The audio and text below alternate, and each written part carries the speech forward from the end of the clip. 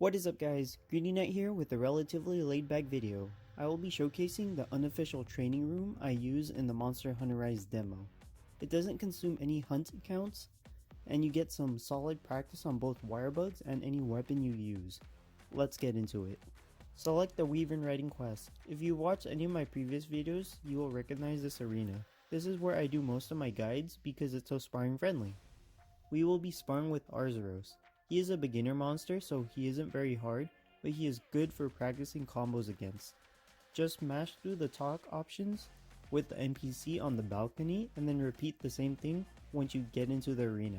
Pick up the puppet spider in case you need to manually activate a mounting state. Arzuros spawns in. There are a few things about this quest. He cannot die no matter how much damage you inflict because riding him is part of the quest, making him the perfect immortal sparring partner. You have 50 minutes of bowling Arzuros, which is plenty of time to get the basics and advanced tech of any weapon. There's a really big caveat here. You have to leave the big bear alone whenever you trigger a mountable state. If you ride him, the quest is basically over as you are forced to do all of the commands and then another Arzuros pops in to finish the quest. This means refrain from spamming multi-hit jumping attacks and silkbind attacks. You can't do certain attacks because their multiple hits will trigger a mounting state after the first hit, and the remaining hits will trigger a ride. As long as you don't perform these type of attacks, this method will work for every weapon. You can't practice helm splitter focus combos or similar airborne multi-hit attacks, but the best option to do while you wait for the mounting state to wear off is to refresh your hunter and their weapon. It's a common practice in speedruns to heal and sharpen your weapon while the monster is in a mountable state, so it's a good habit to get into. You have more than enough time before Arzuros is safe to attack again.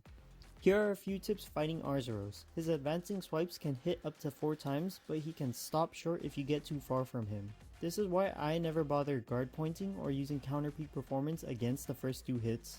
Instead, I just walk away.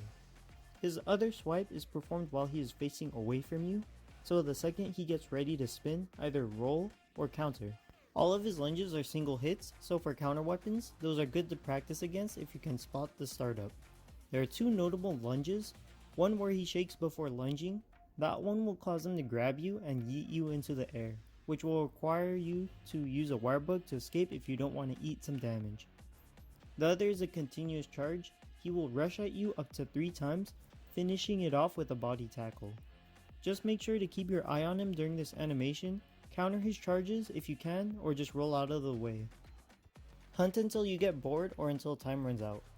This method doesn't take any hunts, so you can practice all you want without having to consume one of your 30 hunts. February 1st is approaching fast, so I highly recommend this method of practice until the full game releases and after the demo formally becomes undownloadable.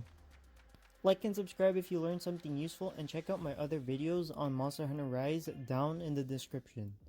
Comment any Monster Hunter GU or Monster Hunter Rise video ideas, and I will make a video on that topic 1 week after the comment is made. That's all I have for this one. Greedy Knight, signing out.